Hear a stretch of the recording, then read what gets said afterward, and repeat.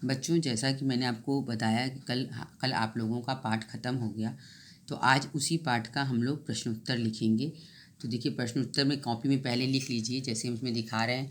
हमारा इतिहास और नागरिक जीवन, पाठ 1, इस्लाम का भारत में आगमन। ऊपर लिखिए अभ्यास प्रश्न। उसके बाद लिखिए प्रश्न संख्या 1, निम्नलिखित प्रश्नों के उत्तर दीजिए। उसमें है इस्लाम धर्म के संस्थापक कौन थे। इस उत्तर लिखा जाएगा, इस्लाम धर्म के संस्थापक हज़रत मोहम्मद साहब थे। दूसरा प्रश्न है, हज़रत मोहम्मद के जन्म के समय अरब देश का जनजीवन कैसा था। तो उत्तर लिखिए, हज़रत मोहम्मद के जन्म के समय अरब में अनेक छोटे छोटे कबीले थे जो लगातार लड़ते रहते थे।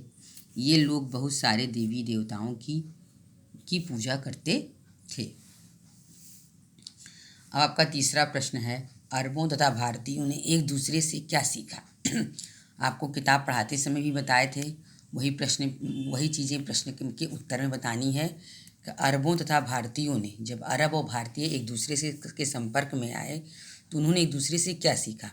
अब इसमें हेडिंग डाल लीजिए, अरबों ने भारतीयों से सीखा हिंदी संख्या से अरबी संख्या बनाना। जो हिंदी संख्या है उससे अरबी संख्या बनाना, संख्याओं की गणना करना, ज्योतिष व गणित का ज्ञान, शतरंज का खेल, भारतीय संगीत, चिकित्सा शास्त्र यानी आयुर्वेद का ज्ञान सीखा।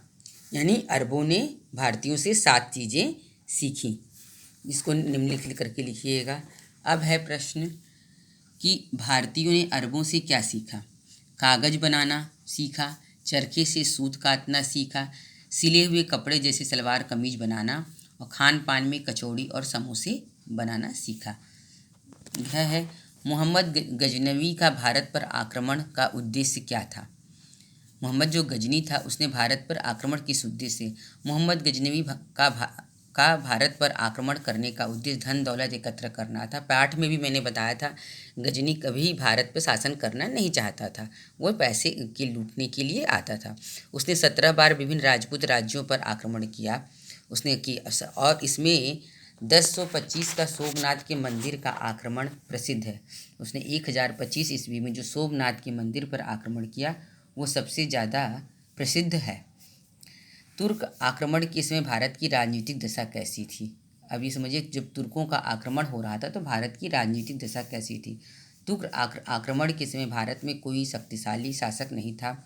छोटे बड़े राजा और सामंत शासन करते थे। जो छोटे बड़े राजा थे, पाठ में भी मैंने बताया था, भारत 100 से अधिक छोटी राजनीतिक इकाइयों अथवा राज्यों में विभक्त था। परिणामतः राजनीतिक अव्यवस्था और अधिक बढ़ गई थी।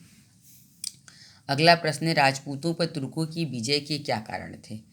ये प्रश्न भी किताब में पाठ में भी पढ़े हैं। फिर वही चीज़ें हैं कि राजपूतों पर तुर्कों की विजय के क्या कारण थे। तो इसमें समझिए, इतिहास का राजपूतों की हार व तुर्कों की जीत के कई अलग अलग कारण बताते हैं।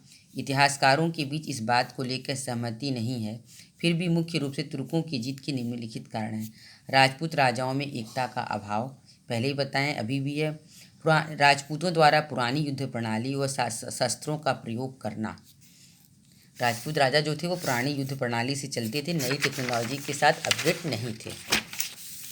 तुर्क सेना आपके पास अच्छी नस्ल के घोड़े और फुर्तीले घुड़सवार का होना। तुर्क सेना का एक कुशल तीरंदाज होना। जो तुर्क सेना थी वो कुशल तीरंदाज थी। भारतीय समाज में व्याप्त ऊंच नीच और छुआछूत की भावना। भारतीय समाज में जो थी ऊंच नीच और जाति, मतलब जो जाति व्यवस्था थी, उससे भी भारतीयों का बहुत नुकसान हुआ। अब इसी तरह आपका पाठ में दूसरा प्रश्न आता है, सही मिलान कीजिए। ये तो पहले प्रश्न के सारे प्रश्न उत्तर मैंने लिखा दिए आपको। अब दूसरा प्रश्न आता है, इसको ध्यान से सुनिए, देखिएगा। तराइन का प्रथम युद्ध 1191 में हुआ था, जिसमें पृथ्वीराज चौहान जीत गए थे, मोहम्मद गौरी हार गया था। सिंध पर आक्रमण 712 में हुआ था, जिसको मोहम्मद बिन कासिम ने किया था। जो यहीं से आक्रमण सफल हो, यहीं से तुर्क आक्रमणकारी भारत में आने लगे 712 में। सोमनाथ पर आक्रमण, सोमनाथ जो मंदिर पर प्रसिद्ध आक्रमण था वो 1025 ईस्वी में हुआ था, और हिजरी संवत का आरंभ 622 ईस्वी में हुआ था। अब है तहकीक हिंद पुस्तक के लेखक कौन है? इसके छोटे में लिखिएगा तो अलबरूनी लिख सकते हैं, लेकिन आप पूरा नाम लिखिएगा अब अबू रेहान मोहम्मद बिन अहमद। क्या नाम था? अबू रेहान मोहम्मद बिन अहमद। अलबरूनी का पूरा नाम था।